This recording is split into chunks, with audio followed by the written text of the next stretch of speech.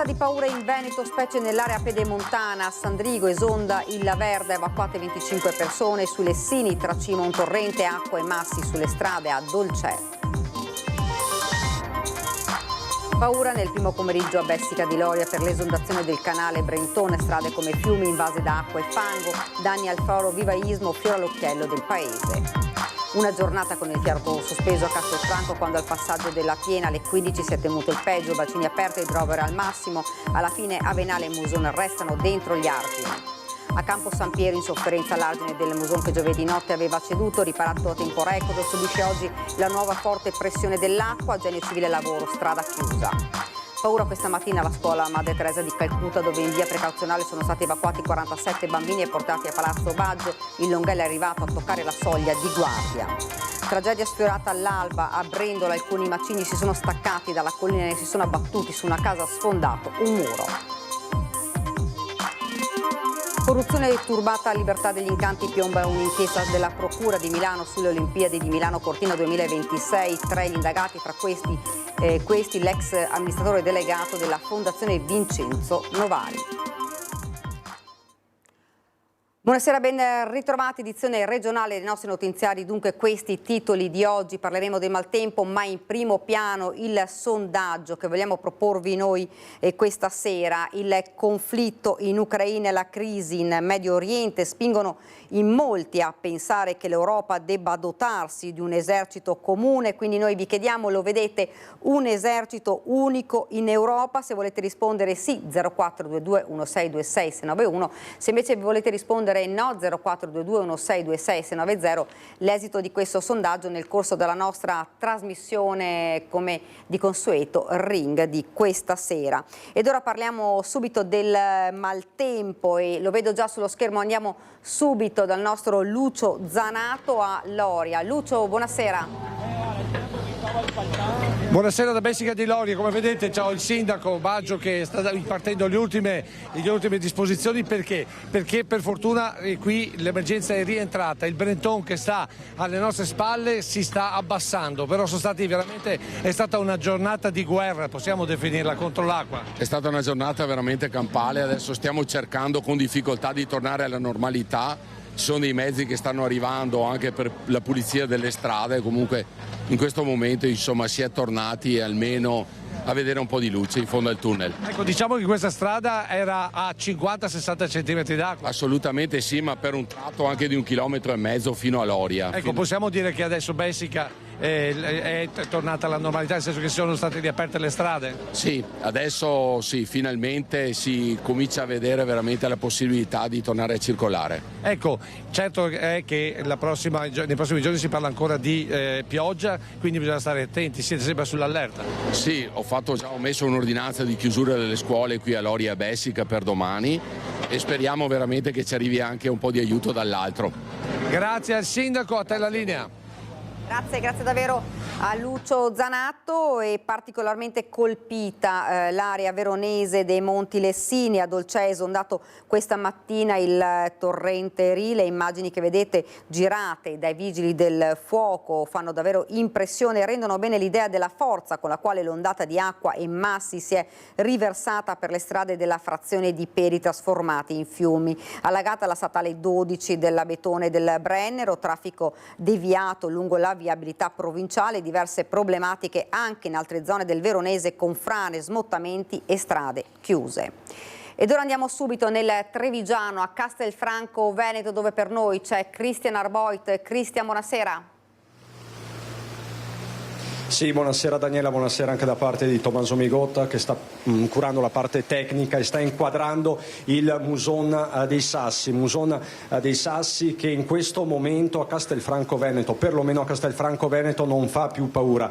L'emergenza è rientrata da pochi minuti, il livello è a 3,30 più o meno, calcola che giovedì scorso è stato a 3,70, 3,80, quindi di fatto dopo la grande paura arriva positiva, il sereno, insomma lo può dimostrare anche il sole che è ritornato su Castelfranco a splendere. Guido Rizzo, consigliere comunale, tirate un sospiro di sollievo. Ma assolutamente sì, è tornato il sole, sta scemando per fortuna la paura che ha attanagliato tanti cittadini della nostra città in queste ore, nelle ore passate, dopo aver subito già tanti danni mercoledì notte, giovedì notte. Per fortuna, diciamo, speriamo che vada tutto bene. Ringrazio veramente tutti quelli che si sono impegnati in queste ore, dai membri del COC alla Protezione Civile, ai cittadini che hanno veramente fatto tantissimo per salvaguardare la nostra città in questi giorni di difficile crisi. Ecco, sono state 24 ore di allerta massima, distribuiti centinaia, migliaia di sacchi di sabbia che sono stati posizionati davanti alle abitazioni, soprattutto in Bella Venezia e un quartiere poco distante, nei negozi del centro. Nel centro, tra l'altro, di Castelfranco è stata posizionata anche un'idrovora e delle pompe che hanno permesso in qualche modo di tenere sotto controllo le acque dell'Avenale, che accanto al Muson dei Sassi che vedete è l'altro osservato speciale. Da Castelfranco Veneto, Borgo Vicenza è tutto. Ringrazio Guido Rizzo, con Tommaso Migot. Daniela, ti restituisco la linea. Grazie davvero anche a Cristian Arboite. Andiamo subito invece a Campo San Piero dalla nostra inviata Valentina Visentini. Valentina, buonasera. Buonasera, le ruspe ancora al lavoro. Adesso, oltre ai sacchi di sabbia, hanno posizionato i massi per rinforzare l'argine del Muson, che in poco tempo era stato riparato dopo la rottura che era avvenuta la notte tra giovedì e venerdì. A causa della piena del Muson le infiltrazioni d'acqua si stanno riversando nuovamente sulla sinistra arginale, e per questo motivo la sindaca ha ordinato l'evacuazione della parte sinistra dell'argine, già coinvolta dai allagamenti degli scorsi giorni. Alcune ditte sono state evacuate, così come le abitazioni. Il numero preciso ancora non c'è, però si sta cercando di mettere in protezione la più grande parte possibile della popolazione. La sindaca anche sui social network ha chiesto di portare ai piani superiori oggetti e animali, almeno per la parte interessata.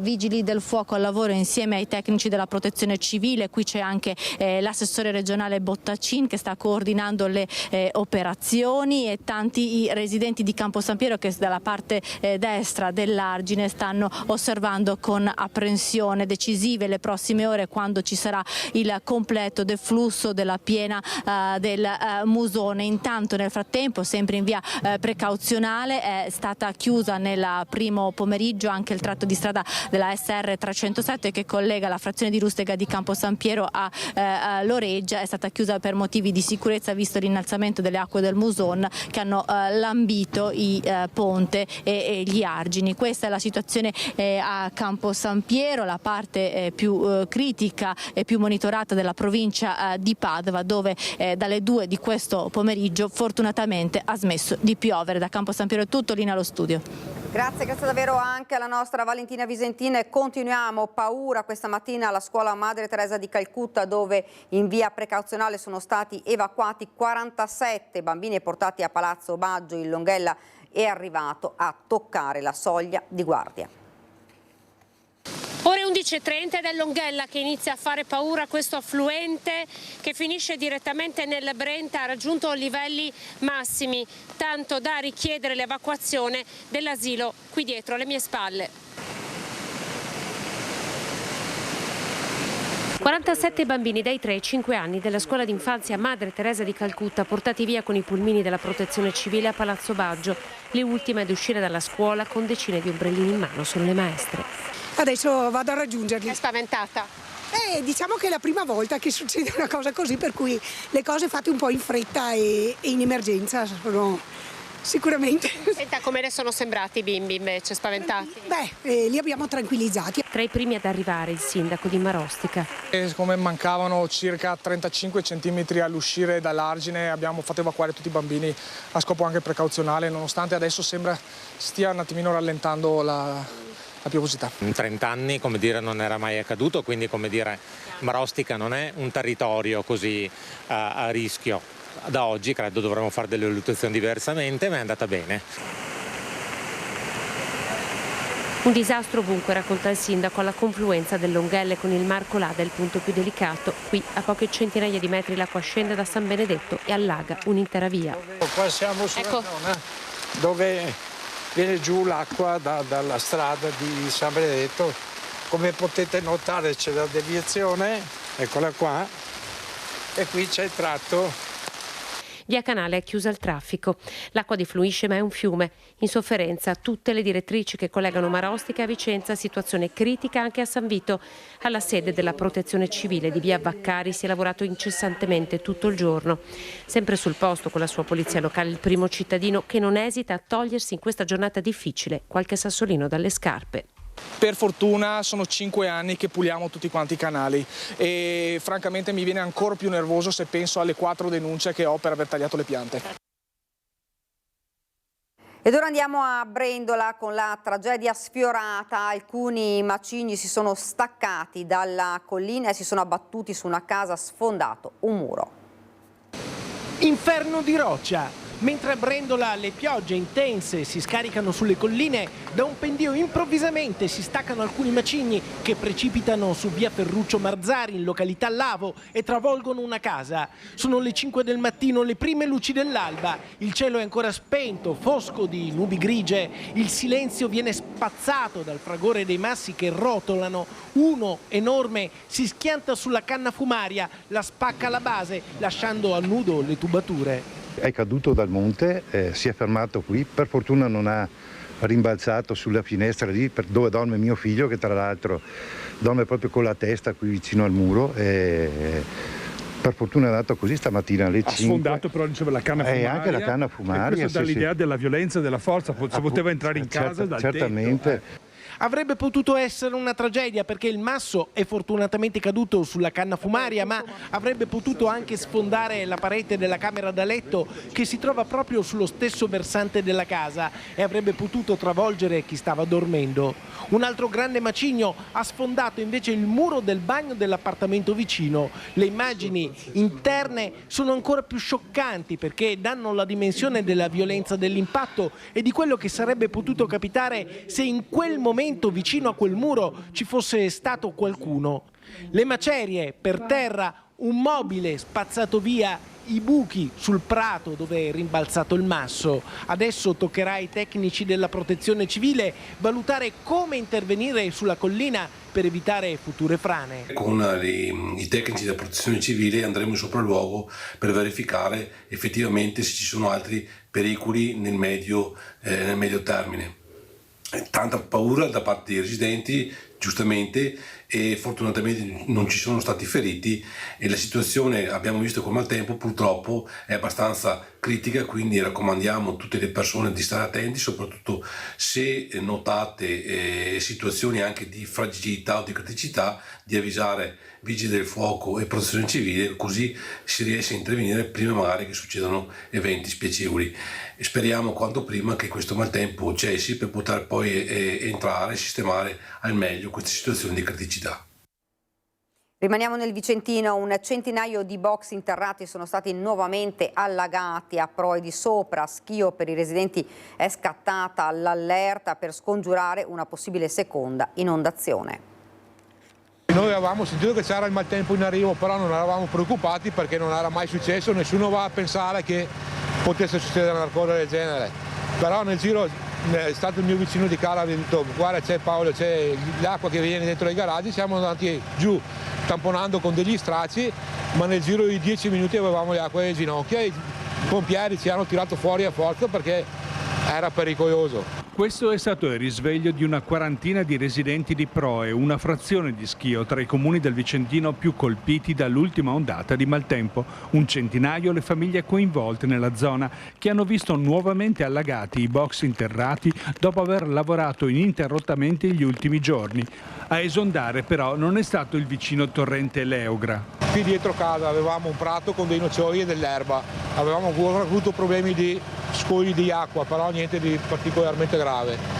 Dopodiché un mese fa il proprietario del terreno, che ha acquistato anche i terreni limitrofi, ha arato per seminare strumento, il sorgo, e ha tolto e eliminato tutti i canali di scoglio che c'erano, che servivano appunto per scogliare l'eccesso di acqua.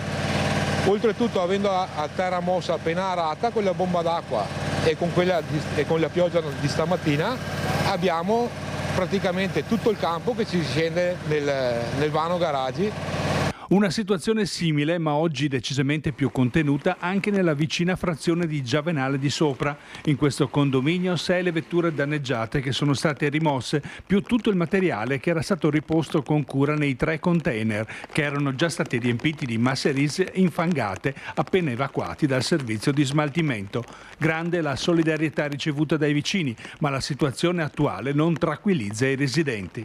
I teli che hanno messo ieri sera tenevano e mi ha chiamato al lavoro, ho passato il capannone di corsa per uscire senza avvisare nessuno perché bisognava vedere di salvare quel poco che c'era.